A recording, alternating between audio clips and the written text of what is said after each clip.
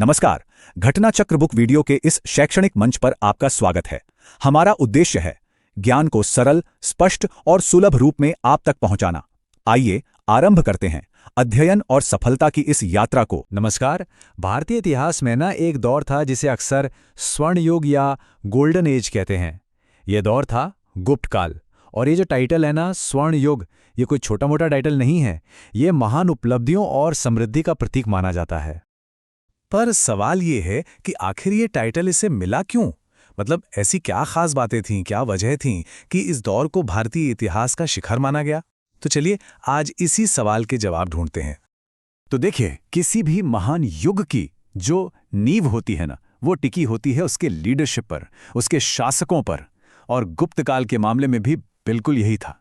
इसकी नींव रखी थी इसके कुछ बहुत ही असाधारण शासकों ने। और इन शासकों में सबसे अहम नाम जो इस साम्राज्य के बिल्कुल केंद्र में थे वो थे समुद्रगुप्त। वो गुप्त राजवंश के चौथे राजा थे और सच कहें तो उन्होंने ही वो स्टेज तैयार किया जिस पर इस पूरे स्वर्ण युग की कहानी लिखी जानी थी। मशहूर इतिहासकार वी.एस. स्मिथ ने उन्हें एक बहुत ही दमदार टाइटल दिया, भारत का नेपोलियन। और ऐसा क्यों? क्योंकि उन्होंने अपनी सैन्य ताकत से पूरे साम्राज्य का विस्तार किया। सोचिए, आर्यावर्त के 9 शासकों और दक्षिणावर्त के 12 शासकों को उन्होंने हराया था। लेकिन कहानी सिर्फ इतनी ही नहीं है। उनकी पहचान एक महान योद्धा या विजेता से कहीं ज्यादा थी।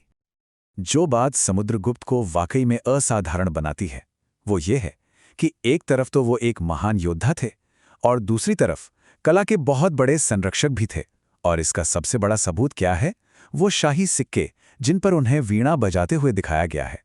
ये तस्वीर हमें बताती है कि यह संस्कृति सिर्फ तलवार की ताकत पर नहीं बल्कि कला की नरमी को भी उतना ही सम्मान देती थी।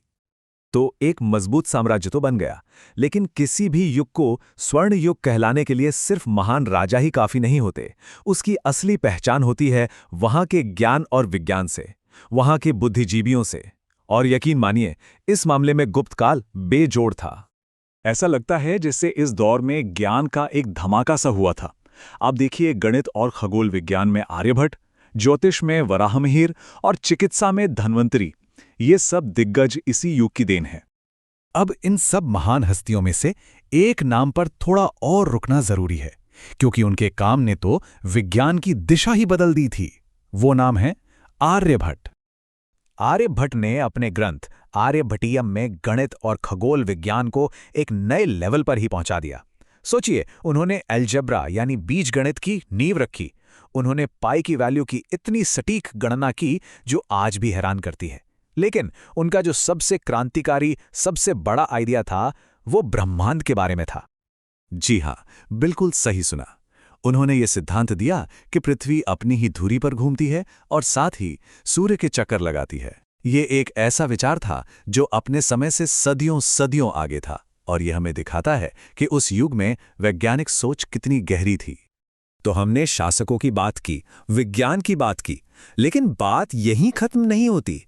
ये युग कला, साहित्य और शिक्षा के मामले में भी अपने शिखर पर था। और असल में यही वो विरासत होती है जो किसी भी स्वर्ण युग को हमेशा के लिए अमर बना देती है। कला की बात करें तो सबसे पहले जिक्र आता है अजंता की गुफाओं का। वहां की चित्रकला लाजवाब है। सोचिए, चट्टानों को काटकर वो कलाकृतियां बनाई गईं जो भगवान बुद्ध के जीवन और उनकी करुणा से प्रेरित हैं। ये पेंटिंग्स इंसानी भावनाओं को इतनी गहराई से दिखाती हैं कि आज भी देखने वाले हैरान रह जाते हैं। और फिर आता है साहित्य। ये दौर था महाकवि कालिदास का। उनका महाकाव्य कुमार संभवम देखिए, जिसमें भगवान शिव और देवी पार्वती के पुत्र कार्तिकेय के जन्म की कहानी है। ये उस दौर की साहित्यिक ऊंचाई का एक बेहतरीन नमूना है। और हां, भविष्य का निर्माण वो तो शिक्षा से ही होता है ना? इसी दौर में नालंदा की स्थापना हुई। शुरुआत में ये एक बौद्ध मठ था, लेकिन आगे चलकर ये दुनिया के सबसे मशहूर विश्वविद्यालयों में से एक बना। देखिए, हर महान युग की तरह गुप्त काल का भी एक दिन अंत हुआ। तो अब ये देखते हैं कि इस राजवंश का पूरा सफर कैसा रहा और ये अपने पीछे हमारे लिए क्या विरासत छोड़कर गया। तो ये सफर शुरू होता है करीब 335 ईस्वी में, जब समुद्रगुप्त गद्दी पर बैठे। चौथी और 5वीं सदी इस साम्राज्य का पीक टाइम था, जब सांस्कृतिक और वैज्ञानिक उपलब्धियां अपने चरम पर थीं।